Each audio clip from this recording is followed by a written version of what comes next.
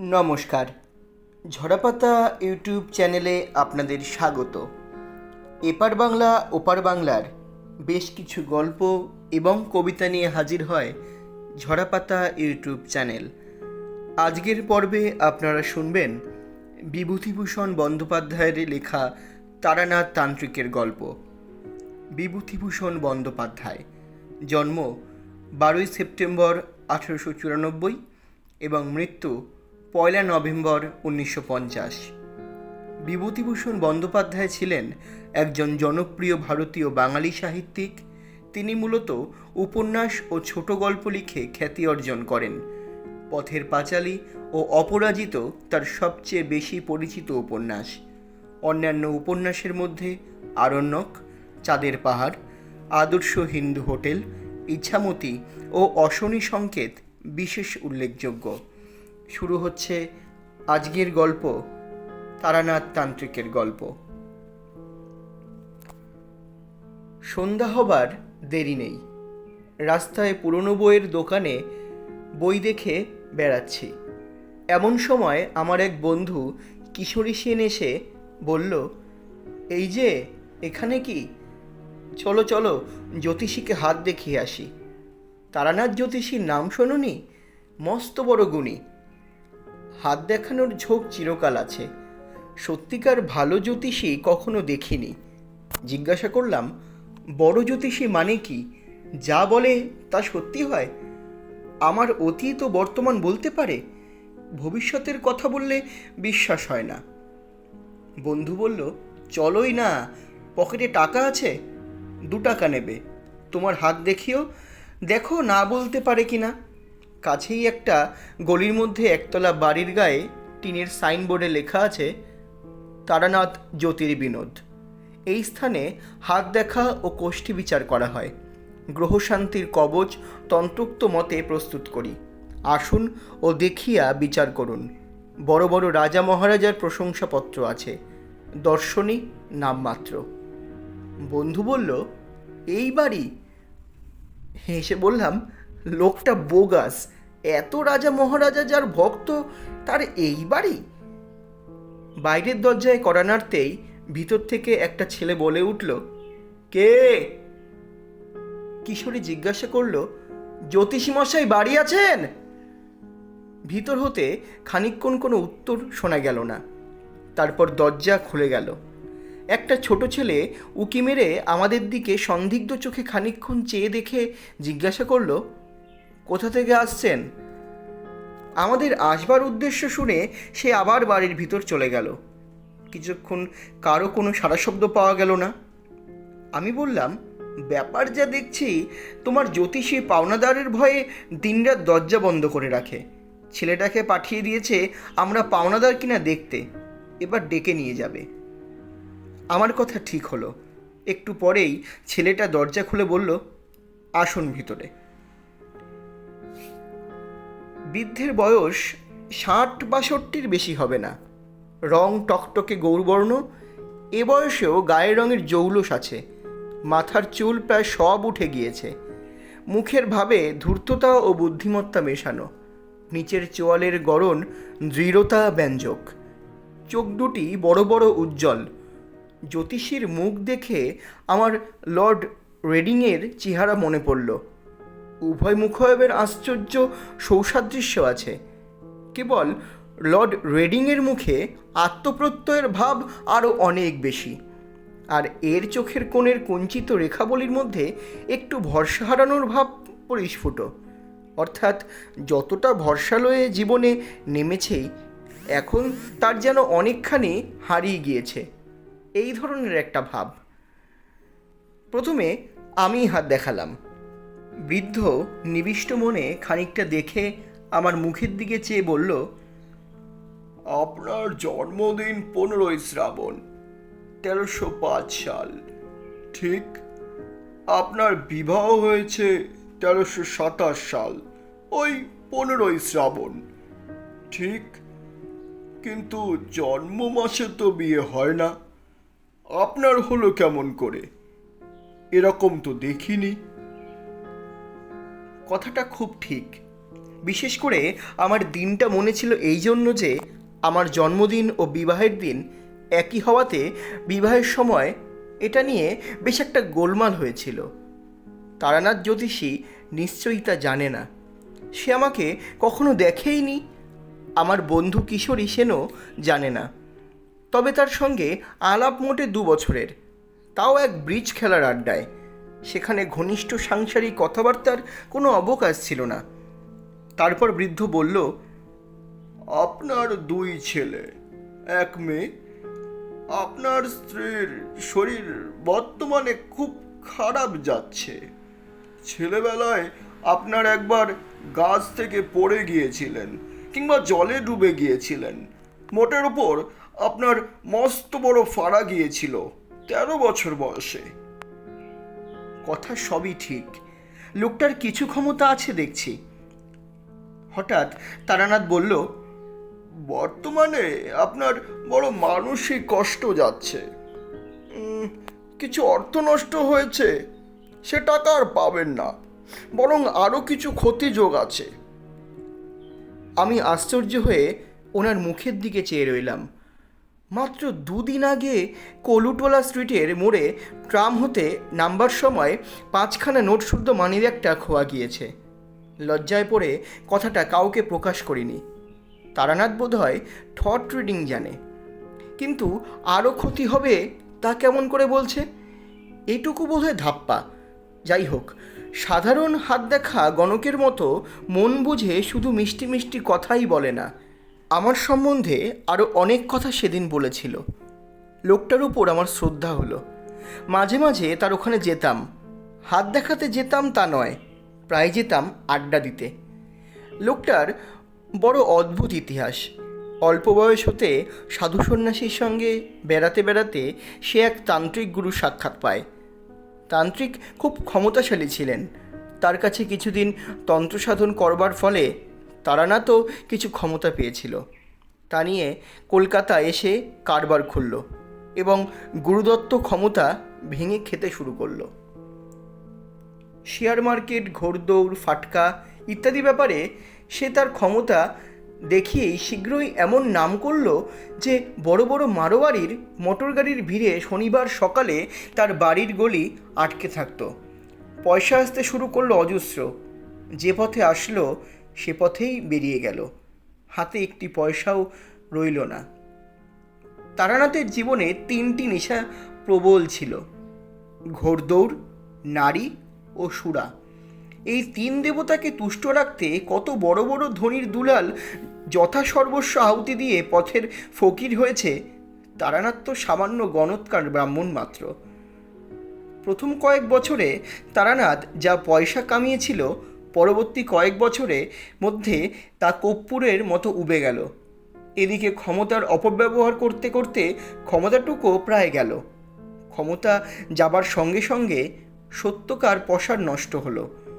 তবু ধূর্ততা, ফন্দিবাজি, ব্যবসাদারি প্রভৃতি মহৎ গুণরাজির কোনোটিরই অভাব তারানাথের চরিত্রে না থাকাতে সে এখনও খানিকটা পসার বজায় রাখতে সমর্থ হয়েছে। কিন্তু বর্তমানে কাবুলি তাড়াইবার উপায় ও কৌশল বের করতেই তারানাথের অধিকাংশ সময় ব্যয় হয়। তন্ত্র বা জ্যোতিষ আলোচনার সময় বা কই? আমার মতো গুণমুগ্ধ ভক্ত তারানাথ পসার নষ্ট হওয়ার পরে যে পায়নি, এ কথা খুবই সঠিক। এখানে পেয়ে তাহার নিজের উপরে বিশ্বাস ফিরে আসে। সুতরাং আমার ওপর তারানাথের কেমন একটা বন্ধুত্ব জন্মালো। সে আমায় প্রায় বলে, তোমাকে সব শিখিয়ে দেব, তোমাকে শিষ্য করে রেখে যাব। লোকে দেখবে তারানাথের ক্ষমতা কিছু আছে কি নেই। লোক পাইনি এতকাল যে তাকে কিছু দিব। একদিন বলল, চন্দ্র দর্শন করতে চাও? চন্দ্র দর্শন তোমায় শিখিয়ে দেব। 2 হাতের আঙুলে 2 চোখ বুজে চেপে রেখে 2 বৃদ্ধাঙ্গুষ্ঠ দিয়ে কান জোর করে চেপে চিত হয়ে শুয়ে থাকো। কিছুদিন অভ্যেস করলেই চন্দ্র দর্শন হবে। চোখের সামনে পূর্ণ চন্দ্র দেখতে পাবে। উপরে আকাশে পূর্ণচন্দ্র আর নিচে একটা গাছের তলায় 2টি পরী। তুমি যা জানতে চাইবে পরীরা তাই বলে দেবে। ভালো করে চন্দ্রদর্শন যে অভ্যেস করেছে তার অজানা কিছু থাকে না। চন্দ্রদর্শন করি আর না করি, তারানাথের কাছে প্রায় যেতাম। লোকটা এমন সব অদ্ভুত কথা বলে যা পথে ঘাটে বড় একটা শোনা তো যায় না, দৈনন্দিন খেটে খাওয়া জীবনের সঙ্গে তার কোনো সম্পর্কও নেই। একদিন বর্ষার বিকেলবেলা তারানাথের ওখানে গিয়েছি। তারানাথ পুরনো একখানা তুল্লাট কাগজের পুঁথির পাতা উল্টাচ্ছে। আমাকে দেখে বলল, চলো, বেলেঘাটাতে একজন বড় সাধু এসেছেন, দেখা করে আসি। খুব ভালো তান্ত্রিক শুনেছি। তারানাথের স্বভাবই ভালো সাধু সন্ন্যাসীর সন্ধান করে বেড়ানো। বিশেষ করে সে সাধু যদি তান্ত্রিক হয় তবে তারানাথ সব কর্ম ফেলে তার পেছনে দিনরাত লেগে থাকবে। গেলাম বেলেঘাটা। সাধুর ক্ষমতার মধ্যে দেখলাম তিনি আমাকে যে কোনো একটা গন্ধের নাম করতে বললেন। আমি বেলফুলের নাম করতেই তিনি বললেন, পকেটে রুমাল আছে, বের করে দেখো। রুমাল বার করে দেখি তাতে বেলফুলের গন্ধ ভুরভুর করছে। আমি সাধুর কাছ থেকে অন্তত 5-6 হাত দূরে বসেছিলাম এবং আমার পকেটে কেউ হাত দেয়নি। ঘরে আমি, তারানাথ ও সাধু ছাড়া অন্য কেউ নেই।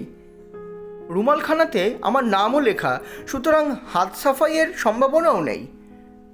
কিছু যে আশ্চর্য না হলাম এমন নয়, কিন্তু যদি ধরেই নিই সাধু বাবাজি ত্রান্তিক শক্তির সাহায্যেই আমার রুমালে গন্ধের সৃষ্টি করেছেন, তবু এত কষ্ট করে তন্ত্র সাধনার ফল যদি 2 পয়সার আতর তৈরি করায় দাঁড়ায়, সে সাধনার আমি কোনো মূল্য দিই না। আতর তো বাজারেও কিনতে পাওয়া যায়। ফিরবার সময় তারানাথ বলল, না, লোকটা নিম্ন শ্রেণীর তন্ত্র সাধনা করেছে, তারই ফলে 2-1টা সামান্য শক্তি পেয়েছে। তাই বা পায় কি করে? বৈজ্ঞানিক উপায়ে কৃত্রিম আতর প্রস্তুত করতেও তো অনেক তোড়জোড় দরকার হয়। মুহূর্তের মধ্যে একজন লোক দূর হতে আমার রুমালে যে বেলফুলের গন্ধ চালনা করলো, তার পেছনে তো একটা প্রকাণ্ড বৈজ্ঞানিক অসম্ভবতা রয়েছে। কন্ট্যাক্ট অ্যাট এ ডিস্টেন্স এর মোটা সমস্যাটাই ওর মধ্যে জড়ানো।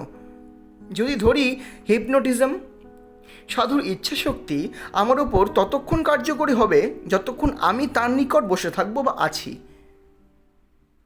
তাহলে সান্নিধ্য হতে দূরেও আমার ওপর যে হিপনোটিজমের প্রভাব অক্ষুণ্ণ রয়েছে, সে প্রভাবের মূলে কি আছে? সেও তো আরেক গুরুতর সমস্যার কাছে দাঁড়ায়। তারানাথের সঙ্গে তার বাড়িতে গিয়ে বসলাম। তারানাথ বলল, তুমি এই দেখেই দেখছি আশ্চর্য হয়ে পড়লে। তবু তো সত্যিকার তান্ত্রিক দেখোনি। নিম্ন শ্রেণীর তন্ত্র এক ধরনের জাদু, যাকে তোমরা বলো ব্ল্যাক ম্যাজিক। একসময়ে আমিও জিনিসের চর্চা যে না করেছি তা নয়।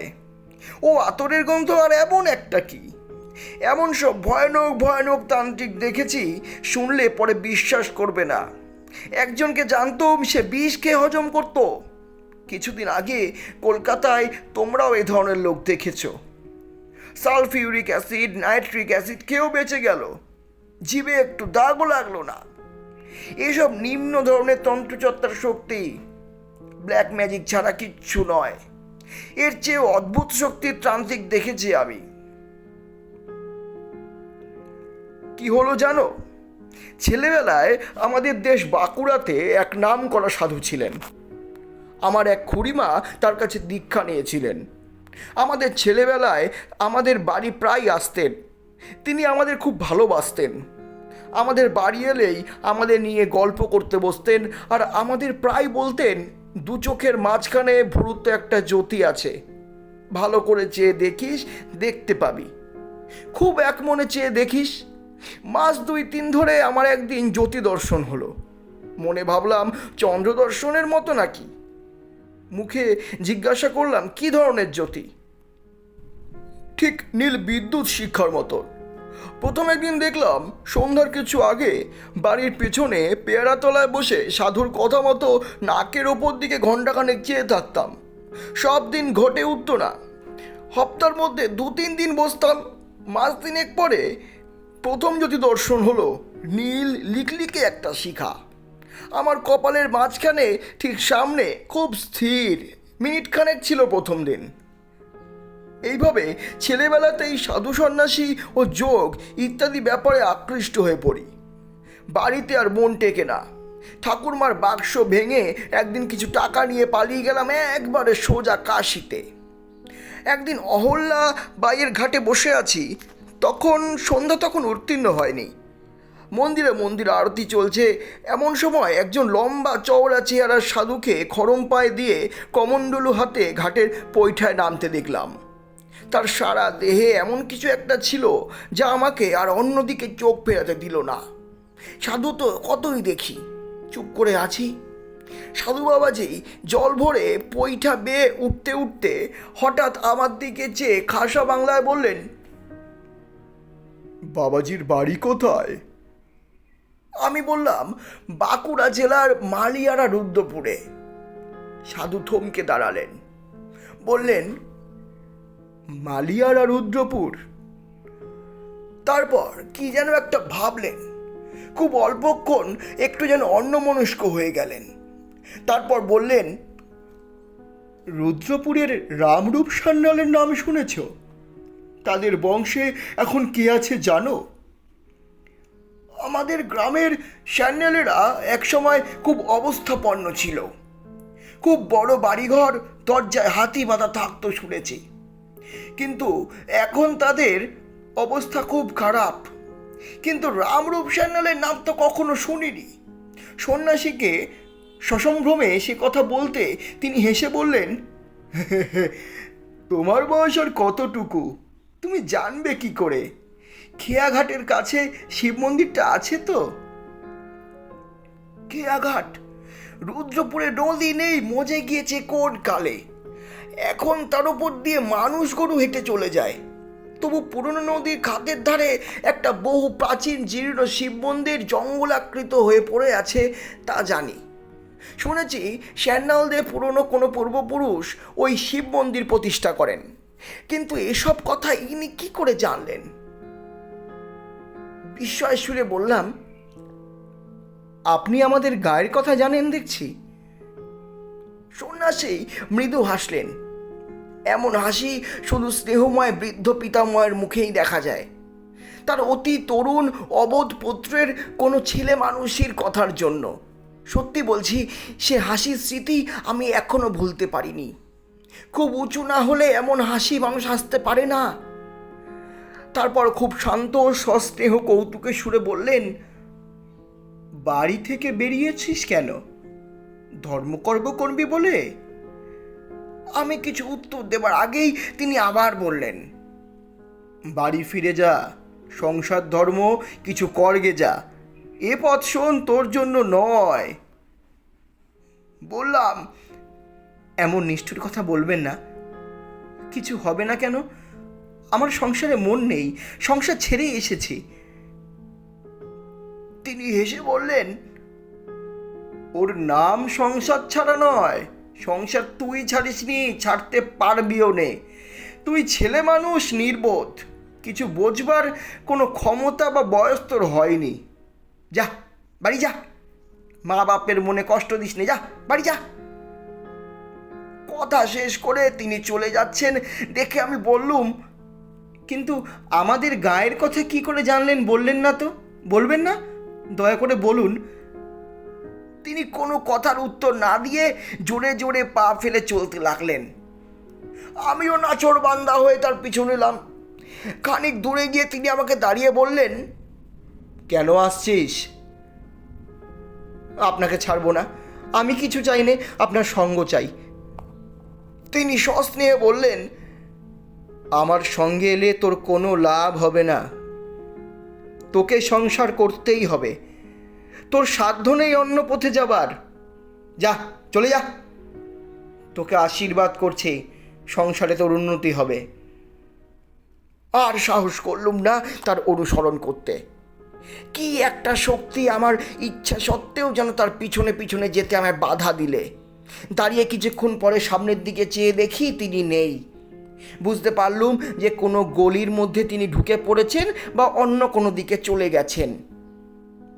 প্রসঙ্গক্রমে বলিনি, অনেক দিন পরে বাড়ি ফিরে এসে দেশের খুব বৃদ্ধ লোকেদের কাছে খোঁজ নিয়েও রামরূপ সান্যালের কোনো হদিশ মেলাতে পারলুম না। সান্যালদের বাড়ির ছেলে ছোকরার দল তো কিছুই বলতে পারে না। ওদের এক শরিক জলপাইগুড়িতে ডাকঘরে কাজ করতেন। তিনি পেনশন নিয়ে সেবার শীতকালে বাড়ি এলেন। কথায় কথায় তাকে একদিন প্রশ্নটা করাতে তিনি বললেন, দেখো, আমার ছেলেবেলায় বড় জ্যাঠামশাইয়ের কাছে একখানা খাতা দেখেছি। তাতে আমার বংশের অনেক কথা লেখা ছিল। বড় জ্যাঠামশাইয়ের ওইসব শখ ছিল, অনেক কষ্ট করে নানা জায়গায় হাঁটাহাঁটি করে বংশের কুলজি জোগাড় করে রেখেছেন। তার মুখে শুনেছি 4-5 পুরুষ আগে আমাদেরই বংশে রামরূপ সান্যাল নদীর ধারে ওই মন্দির প্রতিষ্ঠা করেন। রামরূপ সাধক পুরুষ ছিলেন, বিবাহ করেছিলেন, ছেলেমেয়েও হয়েছিল, কিন্তু সংসারে তিনি বড় একটা লিপ্ত ছিলেন না। রামরূপের বড় ভাই ছিলেন রামনিধি। প্রথম যৌবনেই অবিবাহিত অবস্থায় তিনি সন্ন্যাসী হয়ে গৃহত্যাগ করেন, আর কখনো দেশে ফেরেননি। অন্তত 150 বছর আগের কথা হবে। জিজ্ঞাসা করলুম, ওই শিব মন্দিরটাও ওরকম মাঠের মধ্যে বেখাপ্পা জায়গায় কেন? তা নয়, ওখানে তখন বহতা নদী ছিল, খুব স্রোত ছিল, বড় বড় কিস্তি চলতো। কোনো নৌকা একবার ওই মন্দিরের নিচের ঘাটে মারা পড়ে বলে ওর নাম লা ভাঙার খেয়া ঘাট। প্রায় চিৎকার করে বলে উঠলুম, খেয়া ঘাট? তিনি অবাক হয়ে আমার দিকে চেয়ে বললেন, হ্যাঁ, জ্যাঠামশাইয়ের মুখে শুনেছি, বাবার মুখেও শুনেছি, তাছাড়া আমাদের পুরনো কাগজপত্রেও আছে শিব মন্দির প্রতিষ্ঠিত হয়েছিল লা ভাঙার খেয়া ঘাটের উপর। কেন বলো তো? এসব কথা তোমার জানবার কি দরকার হলো? বইটাই লিখছো নাকি? ওদের কাছে কোনো কথা বলিনি, কিন্তু আমার দৃঢ় বিশ্বাস হলো, এবং সে বিশ্বাস আজও আছে, যে কাশীর সেই সন্ন্যাসী রামরূপের দাদা রামনিধি নিজেই কোনো অদ্ভুত যৌগিক শক্তির বলে 150 বছর পরেও বেঁচে আছেন। বাড়ি থেকে কিছুদিন পরে আবার সাধু সন্ন্যাসীর সন্ধানে বেরোই।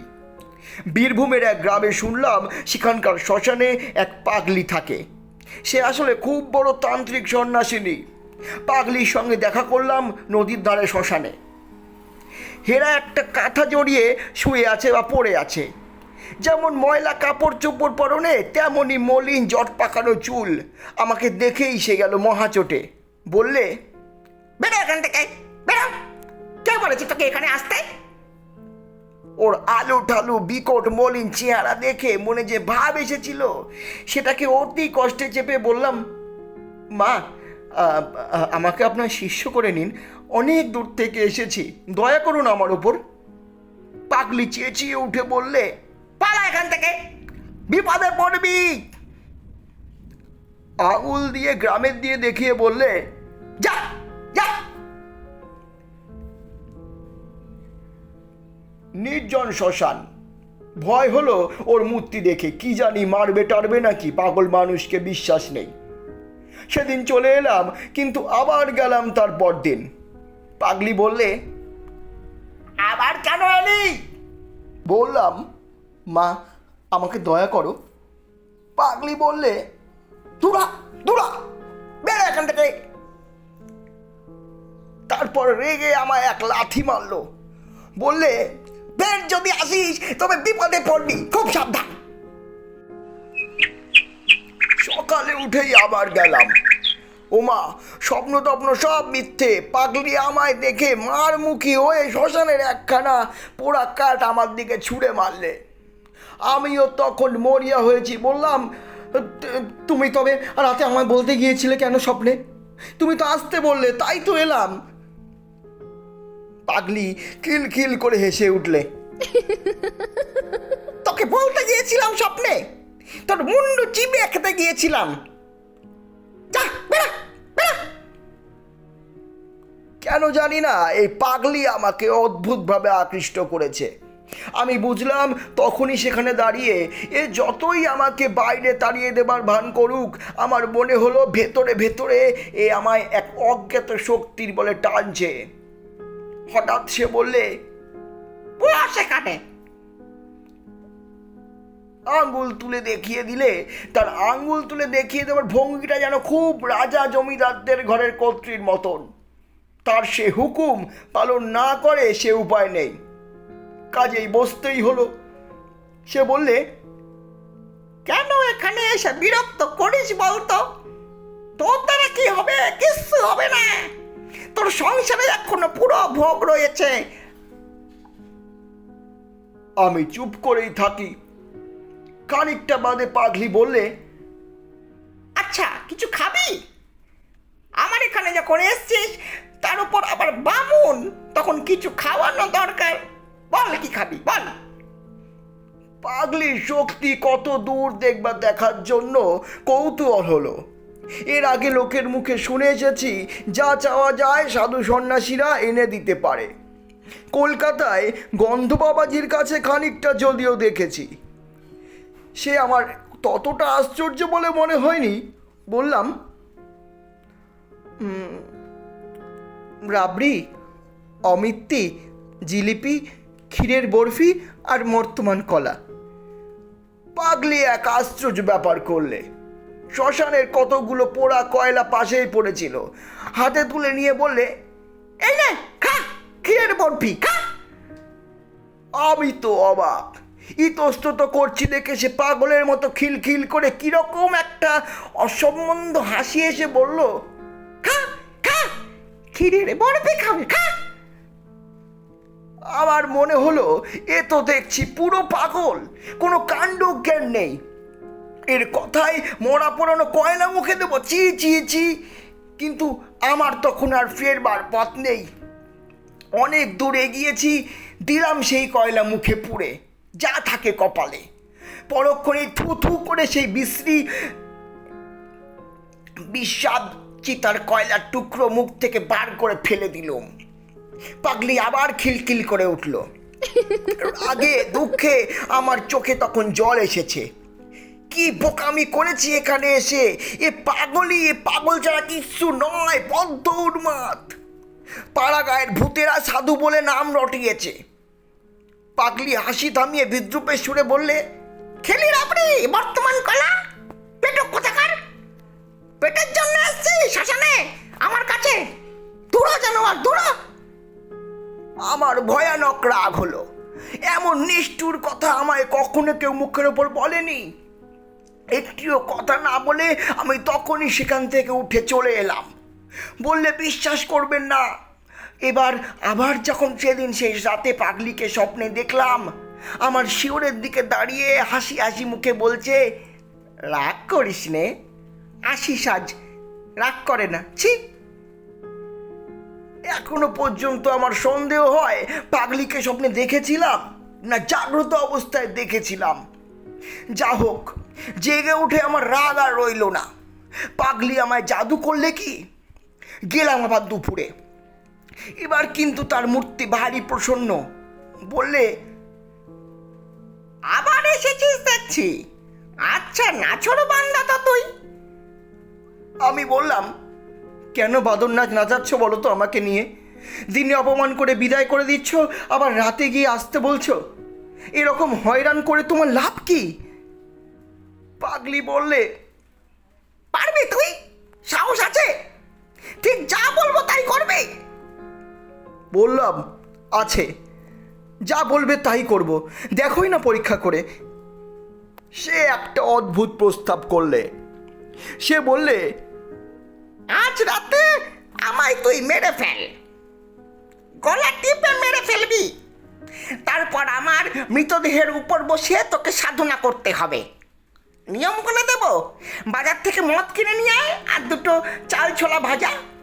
মাঝে মাঝে আমার মৃতদেহ হা করে বিকট চিৎকার করে উঠবে যখন, তখন আমার মুখে এক ঢোক মদ আর দুটো চাল ছোলা ভাজা দিবি। ভোর রাত পর্যন্ত এমনি মরার উপর বসে মন্ত্র জপ করতে হবে।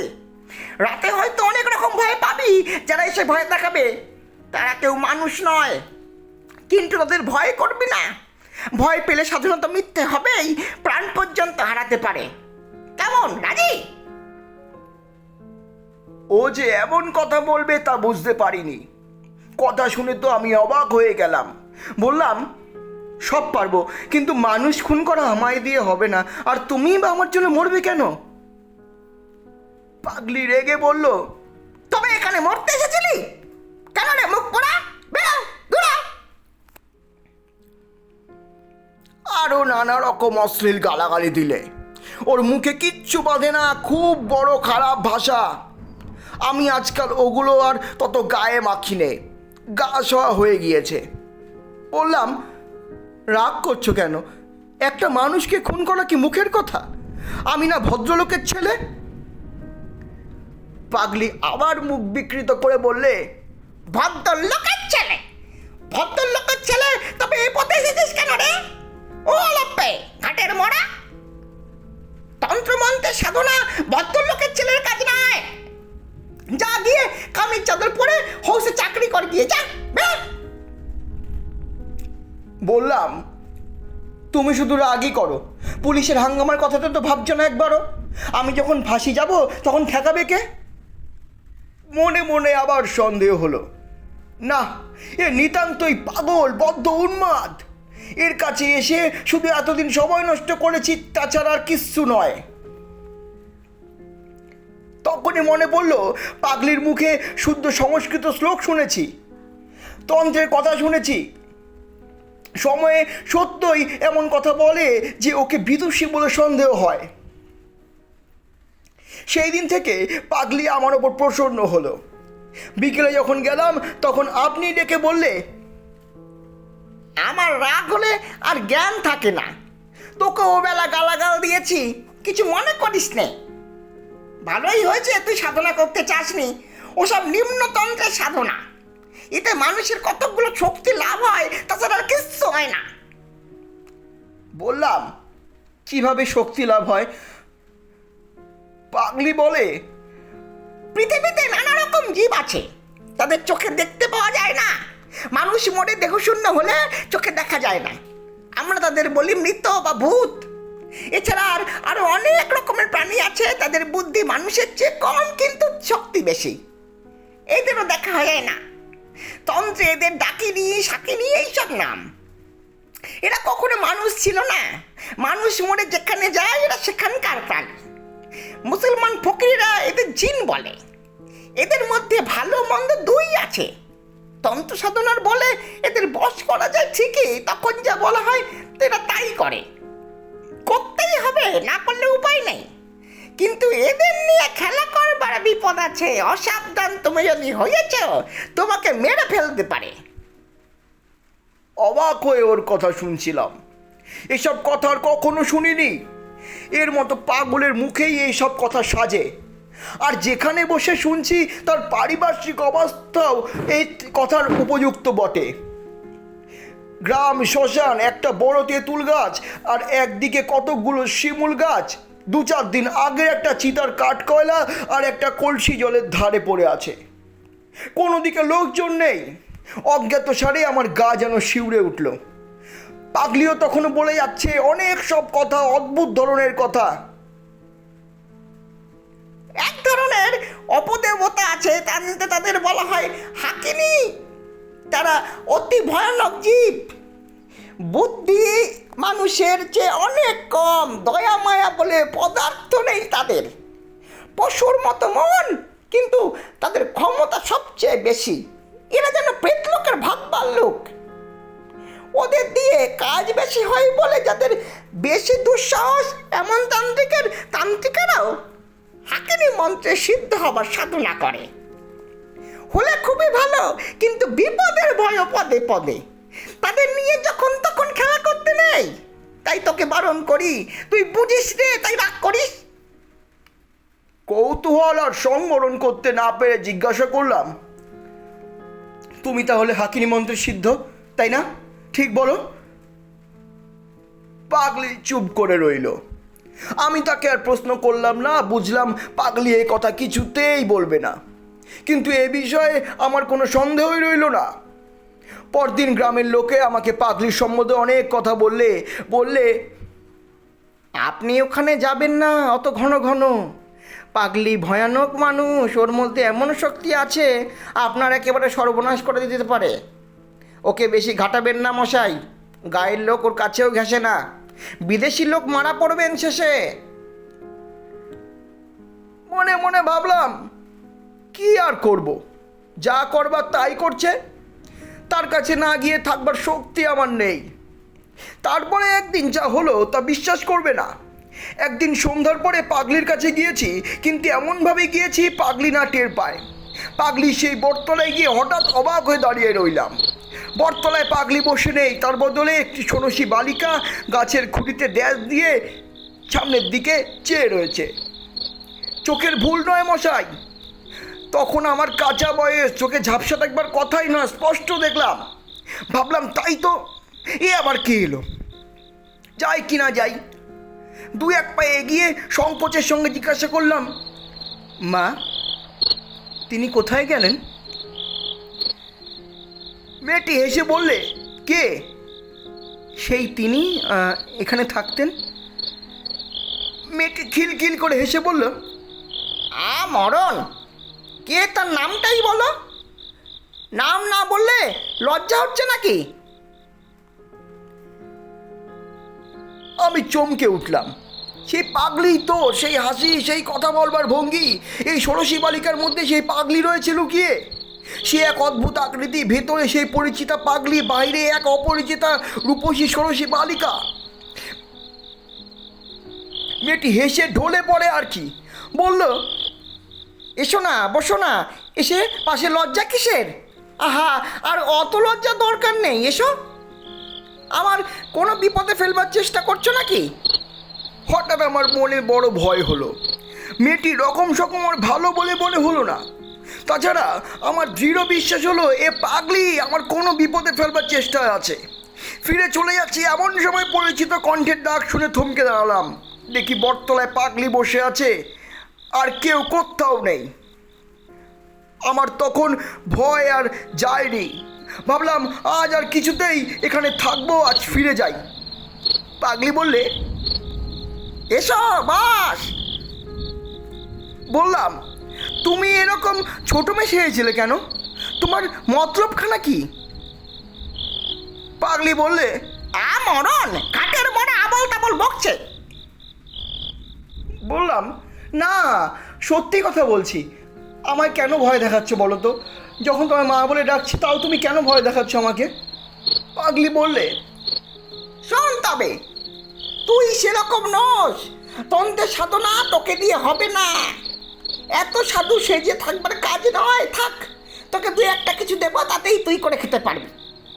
একটা মরা চাই, আসবে শিগগির, অনেক মরা এই ঘাটেই আসবে। ততদিন অপেক্ষা কর, কিন্তু যা বলে দেবো তাই করবি। রাজি আছিস? সব সাধনা ভিন্ন কিছু হবে না তোর। তখন আমি মরিয়া হয়ে উঠেছি। আমি ভীত লোক ছিলাম না কোনো কালে, তবু কখনো মরার ওপর বসে সাধনা করব এ কল্পনাও করিনি। কিন্তু রাজি হলাম পাগলির প্রস্তাবে। বললাম, বেশ, তুমি যা বলবে তাই করব, কিন্তু পুলিশের হাঙ্গামার মধ্যে যেন না পড়ি।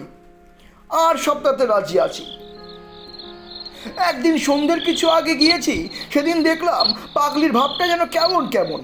ও আমায় বললে, একটা মরা পাওয়া গিয়েছে, চুপি চুপি আয়। জলের ধারে বড় একটা পাকুড় গাছের শিকড় জলের মধ্যে অনেকখানি নেমে গিয়েছে। সেই জড়ানো পাকানো জলমগ্ন শিকড়ের মধ্যে একটা 16-17 বছরের মেয়ের মোড়া বেঁধে আছে। কোনো ঘাট থেকে ভেসে এসেছে বোধহয়।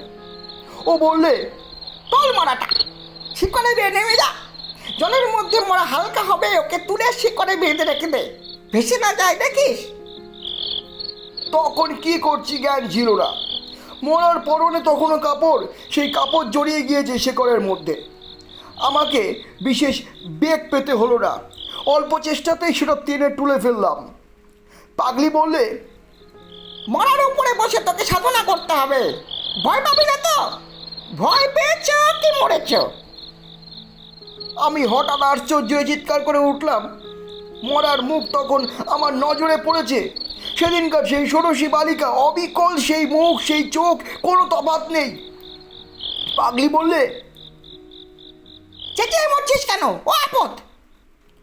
আমার মাথার মধ্যে কেমন গোলমাল হয়ে গিয়েছে তখন। পাগলিকে দেখে তখন আমার অত্যন্ত ভয় হলো। মনে ভাবলাম এই অতি ভয়ানক লোক দেখছি, গায়ের লোকে ঠিকই বলে, কিন্তু ফিরবার পথ তখন আমার বন্ধ। পাগলি আমায় যা যা করতে বললে সন্ধ্যে থেকে আমাকে তা তাই করতে হলো। সব সাধনার অনুষ্ঠান সম্বন্ধে সব কথা তোমায় বলবারও দরকার নেই। সন্ধ্যের পর থেকেই আমি সবের ওপর আসন করে বসলাম। পাগলি একটা অর্থশূন্য মন্ত্র আমাকে বললে সেটাই জপ করতে হবে অনবরত।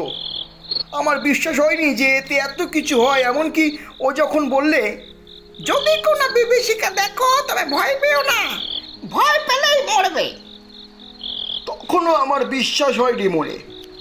রাত্রি দুপুর হলো ক্রমে, নির্জন শ্মশান, কেউ কোনো দিকে নেই, অন্ধকার দিক বিদিক লুকিয়েছে। পাগলি যে কোথায় গেল তাও আমি আর দেখিনি। হঠাৎ এক পাল শিয়াল ডেকে উঠল নদীর ধারে একটা কষার ঝোপের আড়ালে। শিয়ালের ডাক তো কতই শুনি, কিন্তু সেই ভয়ানক শ্মশানে একটা টাটকা মারার উপরে বসে সেই শিয়ালের ডাকে আমার সর্বাঙ্গ শিউরে উঠল। ঠিক সঙ্গে সঙ্গে আরেকটি ব্যাপার ঘটল। বিশ্বাস করা না করা তোমার ইচ্ছে, কিন্তু তোমার কাছে মিথ্যে বলে কোনো স্বার্থ নেই আমার।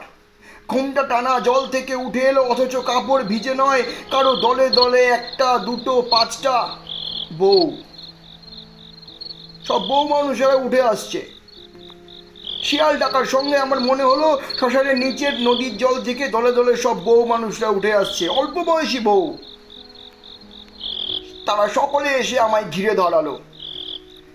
আমি এক মনে মন্ত্র জপ করছি, ভাবছি যা হয় হবে।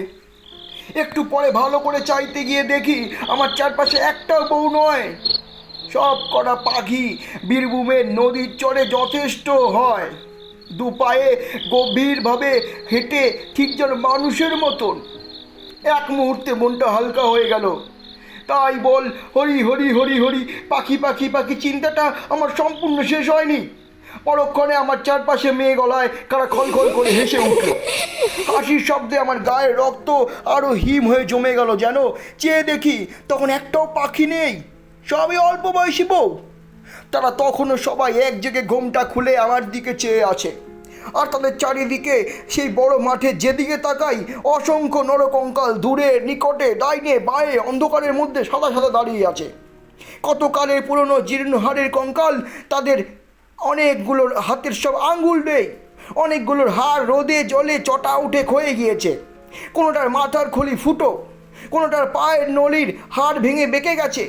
তাদেরও মুখ নানা দিকে ফেরানো, দাঁড়াবার ভঙ্গি দেখে মনে হয় কেউ যেন তাদের বহু যত্নে তুলে ধরে দাঁড় করিয়ে দিয়েছে।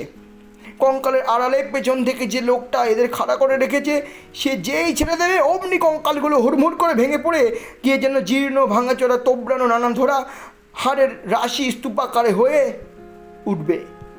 অথচ তারা যেন সবাই সজীব, সকলেই আমাকে পাহারা দিচ্ছে, আমি যেন প্রাণ নিয়ে শ্মশান থেকে পালাতে না পারি। হাড়ের হাত বাড়িয়ে একযোগে সবাই যেন আমার গলা টিপে মারবার অপেক্ষায় আছে। উঠে সোজা দৌড় দেও ভাবছি, এমন সময় দেখি আমার সামনে এক অতি রূপসী বালিকা আমার পথ আগলে হাসি মুখে, এই আবার কে? যা হোক, সব রকম ব্যাপারের জন্য আজ প্রস্তুত না হয়ে আর সব সাধনা করতে নামিনি। আমি কিছু বলবার আগেই মেয়েটি হেসে হেসে বলল, আমি ষোড়শী, মহাবিদ্যাদের মধ্যে শ্রেষ্ঠ। আমায় তোমার পছন্দ হয় না? মহাবিদ্যা তহাবিদ্যার নাম শুনেছিলাম বটে পাগলির কাছে, কিন্তু তাদের তো শুনেছি অনেক সাধনা করেও দেখা মেলে না, আর এত সহজেই নেই। বললাম, আমার মহা সৌভাগ্য যে আপনি এসেছেন, আমার জীবন ধন্য হলো। মেয়েটি বললে, তবে তুমি মহাডামরি সাধনা করছো কেন? আগে আমি তো জানি না যে কোন সাধনা কীরকম, পাগলি আমায় যেমন বলে দিয়েছে তেমন করছি। বেশ, মহাডামরি সাধনা তুমি ছেড়ে দাও, এ মন্ত্র জপ করো না। যখন দেখছো যে আমি দেখা দিয়েছি, তখন তোমার আর কিছুই দরকার নেই। তুমি মহাডামরি ভৈরবের দেখোনি? অতি বিকট তার চেহারা, তুমি ভয় পাবে। ছেড়ে দাও ও মন্ত্র। সাহসে ভর করে বললাম, সাধনা করে আপনাদের আনতে হয় শুনেছি, আপনি এত সহজে দেখা দিলেন কেন? তোমার সন্দেহ হচ্ছে?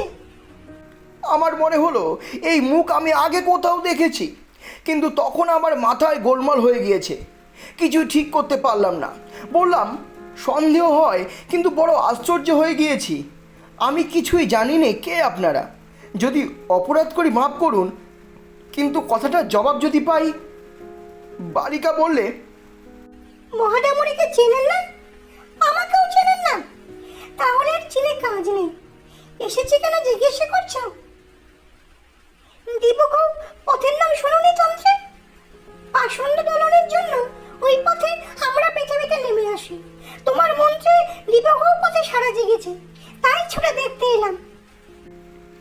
কথাটা ভালো বুঝতে পারলাম না, ভয়ে ভয়ে বললাম, তবে আমি কি খুবই পাষণ্ড? বালিকা খিলখিল করে হেসে উঠল, বললে, তোমার বেলা এসেছি সম্প্রদায় রক্ষার জন্য, অত ভয় কিসের? আমি না তোকে লাথি মেরেছি, শ্মশানের পোড়া কাঠ ছুঁড়ে মেরেছি, তোকে পরীক্ষা না করে কি সাধনার নিয়ম বলে দিয়েছি তোকে? আমি ভয়ানক আশ্চর্য হয়ে গিয়েছি। বলে কি? মেয়েটি আবার বললে, কিন্তু মহাডামুরির ভীষণ বড় রূপ, তোর যেমন ভয় সে তুই পারবি না, ও ছেড়ে দে। আপনি যখন বললেন তাই দিলাম। ঠিক কথা দিলি? দিলাম। এই সময় যে শব্দের উপরে বসে আছি তার দিকে আমার নজর পড়ল। পড়তেই ভয়ে ও বিস্ময়ে আমার সর্বশরীর কেমন হয়ে গেল। সব দেহের সঙ্গে সম্মুখে ষোড়শির বসে চেহারার কোনো তফাৎ নেই, একই মুখ, একই রং, একই বয়স। বালিকা ব্যঙ্গের হাসি এসে বলল, চেয়ে দেখছিস কি? আমি কথার কোনো উত্তর দিলাম না। কিছুক্ষণ থেকে একটা সন্দেহ আমার মনে ঘনে এসেছিল, সেটা মুখেই প্রকাশ করে বললাম, কে আপনি? আপনি কি সেই শ্মশানের পাগলিও নাকি? একটা বিকট বিদ্রুপের হাসিতে রাত্রির অন্ধকার চিরে ফের চৌচির হয়ে গেল। সঙ্গে সঙ্গে মাঠময় নরকঙ্কাল হাড়ের হাতে তালি দিতে দিতে একে বেঁকে উত্তম নৃত্য শুরু করলো, আর অমনি সেগুলো নাচের বেগে ভেঙে ভেঙে পড়তে লাগলো। কোনো কঙ্কালের হাত খসে গেল, কোনোটার মেরুদণ্ড, কোনোটার কপালের হাড়, কোনোটার বুকের পাঁচড়াগুলো, তবু তাদের নৃত্য সমানেই চলছে। এদিকে হাড়ের রাশি উঁচু হয়ে উঠল, আর হাড়ে হাড়ে লেগে কি বীভৎস ঠক ঠক শব্দ! হঠাৎ আকাশের এক প্রান্ত যেন জড়িয়ে গুটিয়ে গোল কাগজের মতো হয়ে গেল, আর সেই ছিদ্রপথে যেন এক বিকট মূর্তি নারী উন্মাদিনীর মতন আলো ধলো বেশে নেমে আসছে দেখলাম। সঙ্গে সঙ্গে চারপাশের বনে শিয়ালের দল আবার ডেকে উঠল, বিশ্রী মরা পচার দুর্গন্ধে চারিদিক পূর্ণ হলো। পেছনের আকাশটা আগুনের মতো রাঙা মেঘে ছেয়ে গেল, তার নিচে চিল শকুনি উঠছে সেই গভীর রাত্রে। শিয়ালের চিৎকার, নরকঙ্কালের ঠোকাঠুকি শব্দ ছাড়া আর সেই ভয়ানক রাতে বাকি সব জগৎ নিস্তব্ধ, সৃষ্টি নিঝুম। আমার গা শিউরে উঠল আতঙ্কে। পিশাচটা আমার দিকেই যেন ছুটে আসছে, তার আগুনের ভাটার মতো জ্বলন্ত দু চোখ, ঘৃণা, নিষ্ঠুরতা, বিদ্রুপ মেশানো। সে কি ভীষণ ক্রূর দৃষ্টি! সে পুঁতিগন্ধ, সে শিয়ালের দাগ, সে আগুন রাঙা মেঘের সঙ্গে পিশাচির সে দৃষ্টিটা মিশে গিয়েছে একই উদ্দেশ্যে। সকলেই তারা আমায় নিষ্ঠুরভাবে হত্যা করতে চায়। যে সবটার উপর বসে আছি সেই সবটা চিৎকার করে কেঁদে বললে, আমায় উদ্ধার কর। রোজ রাতে এমনি হয়, আমায় খুন করে মেরে ফেলেছে বলে আমার গতি হয়নি, আমায় উদ্ধার কর। কতকাল আছি এই শ্মশানে, 56 বছর, কাকেই বা বলি, কেউ দেখে না। ভয়ে দিশেহারা হয়ে আমি আসন ছেড়ে উঠে দৌড় দিলাম। তখন পুবে ফর্সাও এসেছে। বোধহয় অজ্ঞান হয়ে পড়েছিলাম। জ্ঞান হলে চেয়ে দেখি আমার সামনে সেই পাগলি বসে মৃদু মৃদু ব্যঙ্গের হাসি হাসছে। সেই বটতলায় আমি আর পাগলি দুজনে। পাগলি বললে, যা, তোর দৌড় বোঝা হয়ে গিয়েছে, আসন ছেড়ে পালিয়েছিলি না, যা। আমার শরীর তখনও ঝিমঝিম করছে। বললুম, কিন্তু আমি ওদের দেখেছি। তুমি যে ষোড়শী মহাবিদ্যার কথা বলতে তিনি এসেছিলেন। পাগলি মুখ টিপে হেসে বললে, তাই তুই ষোড়শী রূপ দেখে মন্ত্রজপ ছেড়ে দিলি? ধুর, ওসব হাকিনীদের মায়া, ওরা সাধনার বাধা। তুই ষোড়শীকে চিনিস না, শ্রী ষোড়শী সাক্ষাৎ ব্রহ্মশক্তি। এবং দেবী খড়ি, তুই মহাষোড়শী সুন্দরী। কাহাদি সাধনা ভিন্ন, তিনি প্রকট হন না। কাহাদি উচ্চতন্ত্রের সাধনা, তুই তা জানিস কি? ওসব মায়া। আমি সন্দিগ্ধ সুরে বললাম, তিনি অনেক কথা বলেছিলেন যে আরও একটা বিকট মূর্তি পিশাচির মতো চেহারা নারী দেখেছি আমি। আমার মাথা ঠিক ছিল না। তারপরেই মনে পড়ল পাগলির কথাও কি একটা তার সঙ্গে যেন হয়েছিল কি সেটা। পাগলি বললে, তোর ভাগ্য ভালো, শেষকালে যে বিকট মূর্তি মেয়েকে দেখেছিস তিনি মহাডাম্বরী মহাবৈরবী। তুই তার চেয়ে সহ্য করতে পারলি না, আসন ছেড়ে ভাগলি কেন? তারপর সে হঠাৎ হি হি করে হেসে উঠে বলল, মুখ পোড়া বাদর কোথাকার, উনি দেখা পাবেন ভৈরবীদের। আমি যাদের নাম মুখে আনতে সাহস করি না, হাকিমদের নিয়ে কারবার করি। পরে অলপ পেয়ে তোকে ভেলকে দেখিয়েছি, তুই তো সব সময় আমার সামনে বসে আছিস বটতলায়। কোথায় গিয়েছিলি তুই? সকাল কোথায়? এখন যে সারা রাত সাধনা করে আসন ছেড়ে এলি, এই তো সবে সন্ধ্যে। হ্যাঁ? আমার চমক ভাঙলো। পাগলি কি ভয়ানক লোক! সত্যিই তো সবেমাত্র সন্ধ্যা হয়। আমার সব কথা মনে পড়লো। এসেছি ঠিক বিকেল 6টায়, আষাঢ় মাসের দীর্ঘ বেলা, মরা ডাঙায় তোলা সব সাধনা, নরকঙ্কাল, ষোড়শী উড়ন্ত চিল শকুনির ঝাঁক, সব আমার ভ্রম। হতবম্বের মতো বললাম, কেন এমন ভোলালে আর মিথ্যে এত ভয় দেখালে কেন? পাগলি বললে, তোকে বাজিয়ে নিচ্ছিলাম। তোর মধ্যে যে সেই জিনিস নেই, তোর কর্ম নয়, তন্ত্র সাধনা। তুই আর কোনোদিন এখানে আসবার চেষ্টা করবি না, এলেও আর দেখা পাবি না, যা। বললাম, একটা কথার উত্তর শুধু দাও তুমি আমাকে। তুমি তো অসাধারণ শক্তি ধরো, তুমি ভেলকিনি থাকো কেন? উচ্চতন্ত্রের সাধনা করো না কেন? পাগলি এবার একটু গম্ভীর হলো, বললে, তুই সে বুঝবি না। মহাষোড়শী, মহাডাম্বরী, ত্রিপুরা এরা মহাবিদ্যা, ব্রহ্মশক্তির নারীগণ। এদের সাধনা এক জন্মে হয় না। আমার পূর্বজন্মে এমনই কেটেছে, এই জন্ম গেল, গুরুর দেখাও পেলাম না। যা তুই ভাগ, তোর সঙ্গে এইসব বই কী করবো? তোকে কিছু শক্তি দিলাম, তবে রাখতে পারবি কিনা বেশি দিন তা জানি না। যা পালা, যা ভাগ। চলে এলাম। সে আর 40 বছরের কথা, আর যায়নি, ভয়েই যায়নি। পাগলিরও দেখা পাইনি আর কোনো দিন। তখন আমি চিনতাম না, বয়স ছিল কম। এখন আমার মনে হয় যে পাগলি সাধারণ মানবী নয়। সংসারে কেউ ছিল না, লোক চক্ষুর আড়ালে থাকবার জন্যে পাগল সেজে কেন যে চিরজন্ম শ্মশানে মশানে ঘুরে বেড়াতো। তুমি আমি সামান্য মানুষে তা আর কি করে বুঝবে? যাক সেসব কথা। শক্তি পাগলি দিয়েছিল, কিন্তু রাখতে পারিনি। ঠিকই বলেছিল, আমার মনে অর্থের লালসা ছিল, তাতেই গেল। কেবল চন্দ্রদর্শন এখনও করতে পারি। তুমি চন্দ্রদর্শন করতে চাও? এসো, চিনিয়ে দেবো 2 হাতের বুড়ো আঙুল দিয়ে। আমি দেখলাম তারানাথের বকুনি থামবে না। যতক্ষণ এখানে আছি উঠে পড়লাম। বেলা 12টা বাজে। আপাতত চন্দ্রদর্শন অপেক্ষা গুরুতর কাজ বাকি। তারানাথের কথা বিশ্বাস করেছি কি না জিজ্ঞাসা করেছেন, তার কোনো জবাব আমি দিইনি বা দেব না। শুনছিলেন তারানাথ তান্ত্রিকের গল্প। তারানাথ তান্ত্রিক, মাতঙ্গী পাগলি এবং কিশোরী সেনের ভূমিকায়, এছাড়া অন্যান্য ভূমিকায় আমি বিজয়। দেখা হচ্ছে পরবর্তী আরেকটি গল্প নিয়ে বা আরেকটি কবিতা নিয়ে পরবর্তী পর্বে। ততক্ষণ শুনতে থাকুন, পাশে থাকুন ঝরাপাতা ইউটিউব চ্যানেলের। ঝরাপাতা, কবিতার ও গল্পের কথা বিজয়ের সঙ্গে। আমার চ্যানেলের গল্প এবং কবিতা শুনে ভালো লাগলে লাইক, শেয়ার, কমেন্ট করতে ভুলবেন না। সাবস্ক্রাইব করে পাশে থাকবেন। বাংলা গানে থাকবেন, বাংলা কবিতায় থাকবেন, বাংলা ভাষায় থাকবেন। সকলে ভালো থাকবেন। অনেক অনেক ধন্যবাদ।